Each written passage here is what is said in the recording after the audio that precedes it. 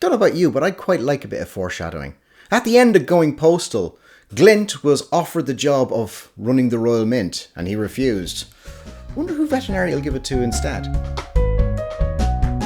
Hello and welcome to the Book Thing. My name is Mark, and today I am reviewing the 36th book in the Discworld series, Making Money. So Making Money is the follow-up to Going Postal, where ex-conman Moist von Lipwig is given an offer he can't refuse by Veterinary, the patrician of Ankh-Morpork, to rejuvenate the ailing post office and breathe a new energy and new life into it. Moist didn't just breathe new life into the post office, he also energized himself as well. But now the post office has been rejuvenated.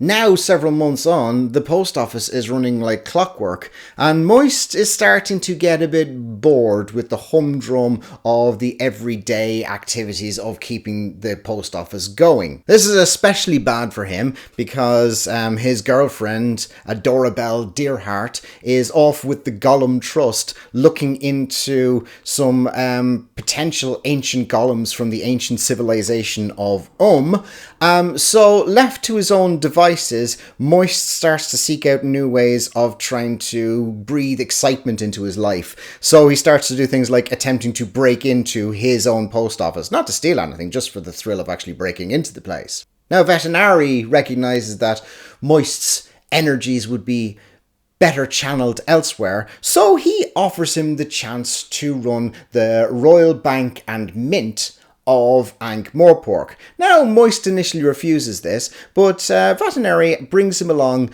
to meet with the current chair lady of the bank, one Topsy Lavish. Now, Topsy inherited the bank from her late husband, whose family had been running the bank in Ankh-Morpork for generations. Topsy pretty quickly figures out what sort of person Moist is, and as a result decides that he probably would be the best person to run the bank. So when she passes away, she bequeaths the bank to her dog, Mr. Fusspot, and bequeaths Mr. Fusspot to Moist, along with some notes in the will to say that a contract has been taken out with him from the Assassin's Guild, so if anything happens to Mr. Fusspot, well then Moist will be, as the assassins say, inhumed. So this means that Moist is now the de facto chairman of the bank and the mint, and as he starts to get to understand the way the business works through the head cashier, Mr. Bent, a man who is very, very serious, Moist starts to understand that the bank is running with quite a lot of inefficiency. Most of the money in circulation in Ankh-Morpork, rather than being saved in the bank, tends to get stuffed under people's mattresses and things like that. And from the Royal Mint perspective, in most cases, it actually costs more money to create a coin than the coin is worth on face value. What has in effect happened is the stamps that Moist created at the post office have kind of become one of the main forms of currency in Ankh-Morpork. So Moist decides that he wants to try and repeat the trick with paper money. And this falls foul of Mr. Bent, the cashier, but it also falls foul of the Lavish family, who have been using the bank as their own personal cash cow for many, many years, and want to take Moist out of the equation. Mostly this is from Mr. Cosmo Lavish, a man with a very, very unhealthy obsession with Lord Veterinary. By the way, I am rereading the entire Discworld series at the moment, so if you'd like to see any of the other reviews that I've done, please check out the channel, and if you like what you see, maybe you'd like to hit the subscribe button as well. I remember saying when I was reviewing Going Postal that originally I hadn't liked Moist very much, and as a result I hadn't liked Going Postal very much. But in the interim, I've warmed to him an awful lot more, and I still have warmed to Moist an awful lot more. In some ways, this is a bit of a retread of Going Postal, but it doesn't have the whole David and Goliath thing going on with the clacks. What it has instead is the intrigue with the Lavish family, and particularly Cosmo Lavish, who is trying to wrench control of the bank back from Moist. The other side to the plot is really very much around Moist trying to get the notion of paper money accepted.